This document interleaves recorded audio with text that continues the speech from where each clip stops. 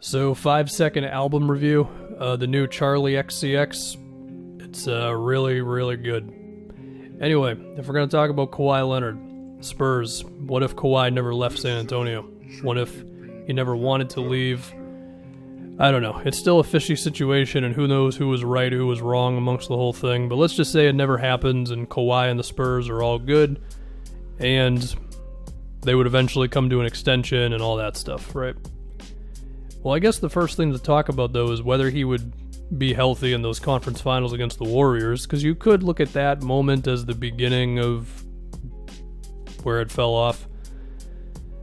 I don't know. Whether he's healthy or not, I think the Spurs still lose that series, but if he's healthy, maybe it goes 6, possibly 7, I don't know. I mean, they were really handling the Warriors before Kawhi went down, but I think Golden State still wins that series. When it starts to get interesting is the 2018 Spurs. So, 2018 Spurs, great defensively, 17th in offense without Kawhi. Okay, he played 17 games, and this season was just riddled with Kawhi Leonard rumors, which I'm sure affected the team in some way. This was basically the LaMarcus Aldridge show. He led the team in shot attempts by a wide margin. I mean, the second most shot attempts in the team per game was Rudy at 9, and Aldridge had 18, and they were all 2-pointers. So and he also shot 5 free throws a game, so it was effectively like over 20 shots a game when you consider how often he was getting fouled. So it was really just get LaMarcus going, picking pops, dumping the ball down low, all that stuff. So you have to imagine Aldridge wouldn't have gone as nuts with Kawhi simply because of possessions going to Leonard and all that, but we can say that Spurs team is probably great again. I mean, 47 wins without Kawhi. You say with him, they probably win mid-60s again, if we're being honest. I mean, in 2017, they got 61 wins. Is it ridiculous to say they could get 60 again? I would have to imagine healthy Kawhi Leonard is worth at least 13 wins in the regular season. And so then, looking at that 2018 Spurs team and projecting them versus the rest of the Western Conference, here's the interesting thing. If the Spurs win 60 games that year, which again I think is reasonable, that would have knocked Golden State to the 3 seed. Now, maybe that matters, maybe it doesn't, but I think it's kind of interesting to point out nonetheless. I think if the Spurs would have met like the T-Wolves or the Pelicans or the Jazz or whoever in round 1, they probably win. Round 2, they could have been facing Golden State right there. It's the 2 and the 3 in round 2, right? Now, do they beat that Warriors team? Well, here's the thing. That Golden State team, they certainly made the playoffs interesting. I mean, the Rockets took them to 7, and that's, of course, the infamous 27 straight missed threes thing.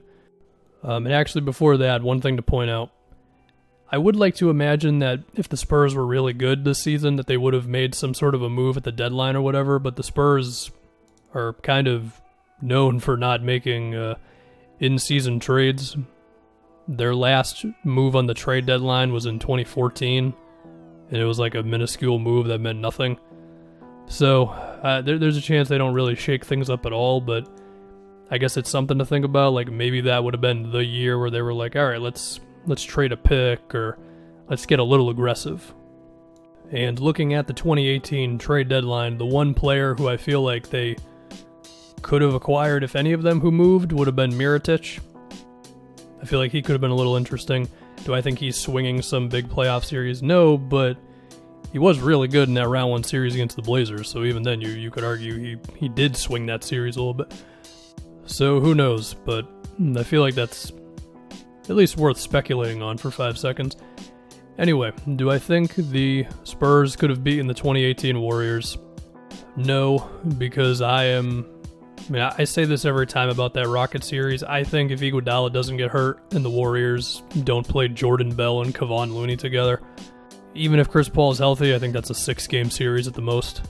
And I think when you start to look at it like that, with how good that Houston team was, if the Warriors beat them in 6, I feel like there's no speculation about somebody else being able to beat them. I mean, that Houston team is one of the all-time great teams to not even get to the finals. Now, maybe the Warriors would have just had no chance against Aldridge, because LaMarcus is probably one of the few dudes, especially if we're talking about a couple years ago, who could actually score on Draymond in the post, because you can just make turnarounds and stuff all day. I know Draymond's been crapped on a lot lately, and everybody's doing this whole, like, oh, he couldn't defend Shaq. I mean, that's true. No, it's not like anybody could. But, like, Draymond is an amazing post defender, especially when we're talking about a few years ago. Like, the height difference usually doesn't matter with him. But LaMarcus's shooting could have been maybe the one swaying factor in that thing. But anyway, I still don't think they would have had a chance against the Warriors. Now, if they would have met Houston, maybe. But I still think that Spurs team with Kawhi in 2018 does not make the finals unless we're getting a Steph Curry injury, pretty much. Now, another thing to think about between all this is if the Spurs could have done anything in free agency. I mean, I don't totally remember Pau Gasol's contract, if there was an option on it. It might have been a player option or something. So if they could have got off of his money, then perhaps they could have made some noise. But like looking at their money in the 2017/18 season, they were basically at like $100 million, and the salary cap then was 101 or 99, I should say. So it just doesn't seem like they had like a massive amount of cap space at any time, and that could have been something to really shake this up. And then the 2019 season is when the trade happened. Kawhi and Danny Green for DeRozan and Pirtle. So if we're going to say that the 2019 Spurs now have Kawhi Leonard on them and Danny Green, they would take a massive jump defensively. They were 19th in defense. They would probably go to top 3 or 4. Offensively, they were 7th. They'd probably be a little better because Kawhi's better than DeRozan. Maybe Tony Parker doesn't leave in this new scenario. I don't know. I don't think it's that big of a deal, but he was a pretty pivotal player, so I guess that's worth at least considering for 4 seconds. The thing is, like, it's kind of the same thing as the other ones. Like, they eventually just run into the Warriors and lose, if you ask me. Although, for what it's worth, I wouldn't have been shocked if the Spurs got the 1 seed this year. Because I'm just assuming, Kawhi's there and he's healthy and everything, that they're just rattling off 60 wins every year. And for what it's worth, the 2019 Warriors were lazy. They won 57 games in the regular season. They somehow let the Clippers beat them twice, including one insane comeback in round 1. And you get to that Houston series. I mean, Kevin Durant did miss a game, so I don't know. It's like in the alternate timeline, is everybody healthy all the time, or am I just focusing on Kawhi Leonard? I don't totally know what to do with that. But that Rocket series was certainly close, even if it did not go 7. I mean, the Warriors, they won Game 1 by 4 points, Game 2 by 6 points, Game 5 by 5. They won Game 6 by 5. It was close. Now, the Kevin Durant injury matters. Of course it does, but maybe they could have won that series against Golden State.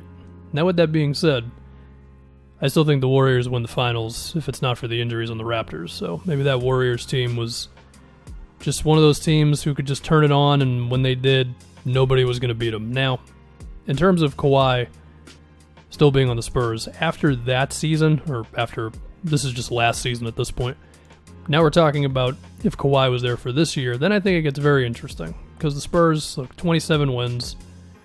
Offense sucks. Well, offense doesn't suck. The defense sucks. The offense is mediocre. Mid-range jumpers, all that crap. I think Kawhi, I think we can still assume Danny Green's on the team now. I feel like Kawhi just flips the whole thing. And I think even if we're saying that Kawhi is still managing injuries and he's sitting out however many games and everything, I think for this season, the Spurs would 100% be a title contender. And if we start to think about it a little bit, okay, so that this would take the Clippers out of the running. I mean, maybe they could have attracted some other star or made some other trade because they would still have the assets and stuff. But we have to assume they don't end up with a guy as good as Kawhi. And I would say they would be neck and neck with the Lakers and the LeBron-Kawhi thing as it's happening right now, or as it's passive-aggressively happening right now, whatever. It would still be happening. And we look at the rest of the teams in the West. Denver, Utah, Thunder, Rockets, Mavs. I would think Kawhi on these Spurs and maybe a couple other moves that don't suck. Maybe just because you figure if you're a better team and you got a superstar, you're going to be a little more aggressive with moves. And even if the Spurs are so conservative when it comes to making transactions, I'm just going to guess they do something. Now, maybe they still do dumb stuff like letting Bertans go and whatever else, but we'll give them a little bit of the benefit of the doubt. A little bit. Then, I think it would be a Lakers-Spurs thing that we'd all be waiting for in the Western Conference Finals.